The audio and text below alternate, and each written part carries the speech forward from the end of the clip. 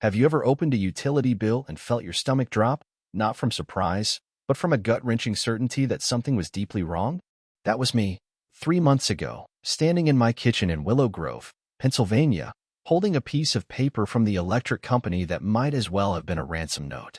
The number was obscene, the kind you'd expect if you were running a secret crypto mining rig in your shed. I'm Walter Hayes, a 66-year-old retired network engineer, a man who likes his life simple, his roses blooming, and his world making sense. That $380 spike in my bill? It made no sense at all. I spent 35 years untangling digital messes for a Pittsburgh insurance firm, so my first instinct was to troubleshoot. I checked every appliance in my modest ranch house, the fridge, the water heater, even the ancient chest freezer in the basement. I pulled out my multimeter and tested every breaker.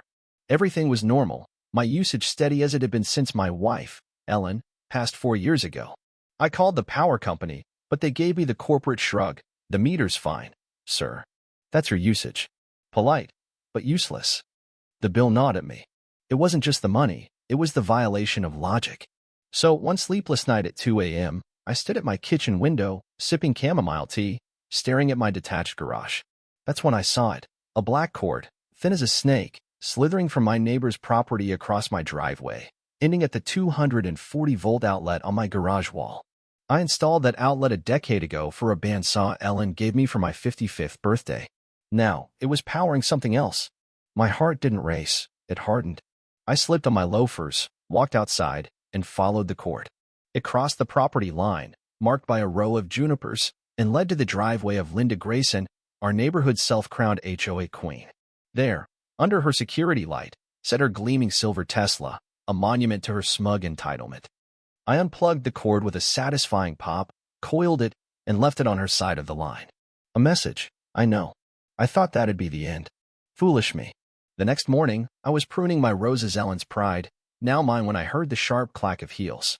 Linda approached, 50-something, in a mint green yoga outfit, clutching a coffee mug like a scepter. Walter, she chirped, her smile all teeth, we need to talk about my charging cable. It was unplugged and left on my lawn. I looked her in the eye. I unplugged it, Linda. It was in my outlet, using my electricity, tripling my bill for 2 months. Her smile froze. That outlet's for community use, she said, voice rising. It's for eco-friendly vehicles. You should be proud to help the planet. The gall was breathtaking. It's my property, I said, my voice low. You don't have permission. It's theft. Do it again, and I'll take action. Her face twisted. People like you don't get how things work here, she spat, storming off. There it was, the venom beneath the pastel facade. She saw me, a black widower in a nice house, as an outsider in her perfect suburb. The battle lines were drawn. For a week, my bills normalized. I dared to hope she'd backed off. Then, the numbers crept up again, 10, 15 kilowatt hours, always between 1 and 4 a.m. She was sneaking smaller charges, thinking I wouldn't notice. But I'm a man who spots a wilting rose petal from 10 feet. I needed proof. In my workshop, surrounded by tools and the smell of sawdust, I ordered a motion-activated, night vision camera. I hid it inside a broken floodlight above my garage, its lens peeking through a dusty bulb cover. It was invisible, feeding crystal-clear footage to a cloud server. 4 nights later, at 2:17 a.m., my phone buzzed. Motion detected. There was Linda, in dark sweats, plugging her Tesla into my outlet, her face clear as day. I had her. I took my evidence to the Willow Grove HOA meeting, armed with a 2-minute video, charts, and bills. The room, a beige void of suburban bureaucracy, held 15 neighbors and the board, Linda, presiding like a dictator, nervous Tom, bored Janet, and phone-addicted Kyle. I presented my case. My property's been robbed. Here's a video of the thief. Gasps rippled. Linda's smile was a mask of stone. This is a private matter, she snapped, cutting me off. We can't air personal grievances. I pushed back. It's your president breaking HOA rules. The room went silent. Then Tom mumbled about procedure, and Janet suggested tabling it. They closed ranks. Linda played the victim. I feel threatened. I saw the truth. The system was hers.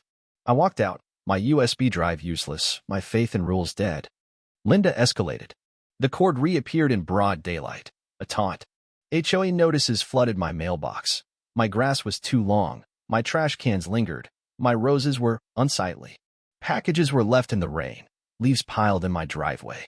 My home, my sanctuary, felt like a war zone. Friends urged me to move, but this was Ellen's home, our life. I wasn't running. In my workshop, watching Linda steal on my camera, I stopped being the victim.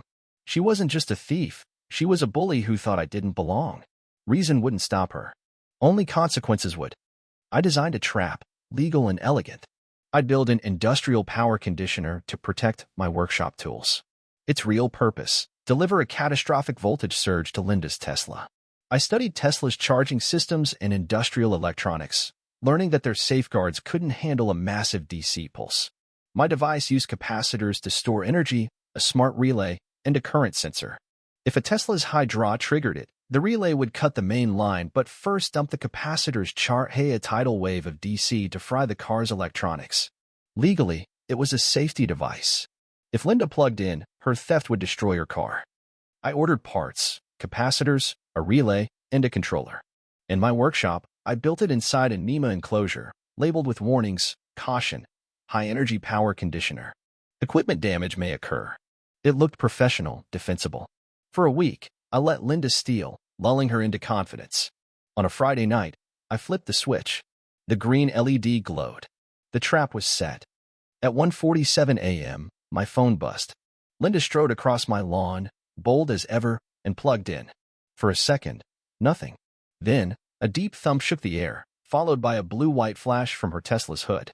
Smoke poured out, the acrid stench of burnt electronics. Linda froze, then screamed. "What did you do?" "I'll sue you." Lights flicked on in the neighborhood. I waited, then stepped onto my porch, feigning sleepy concern.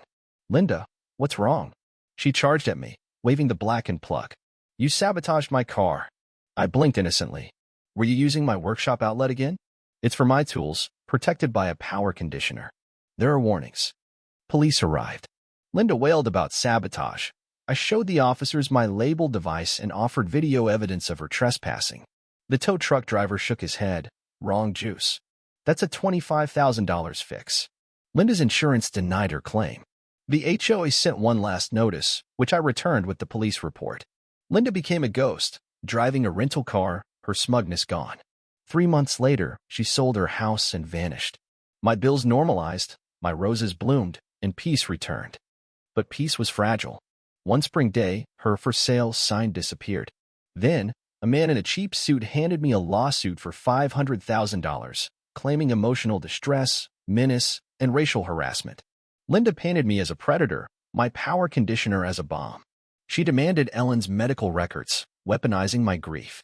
On Nextdoor, she played the martyr, poisoning the neighborhood against me. I hired Karen Brooks, a sharp lawyer who saw through Linda's game, a war to break me financially and socially. Karen countersued for defamation. I dug into Linda's past, finding a trail of frivolous lawsuits in her old town, Oakmont. A bakery harassed over bread smells, a landscaper sued for vibrational damage. A victim, Susan Carter, gave an affidavit. At Linda's deposition, Karen dismantled her lies, revealing her pattern of predatory lawsuits. Linda cracked, ranting, "You people think you can do whatever you want." Her case collapsed. My countersuit won my legal fees, and her house sold for good. Peace is mine again. I tend my roses, bake my bread, and live in the home Ellen and I built. Justice wasn't just the trap. It was standing up, fighting with truth, and refusing to break. What about you? Have you faced a bully who pushed you too far? Was it worth the fight, or did you walk away? Share your story below. Let's talk about standing up to injustice and whether the cost is ever too high. Your voice matters.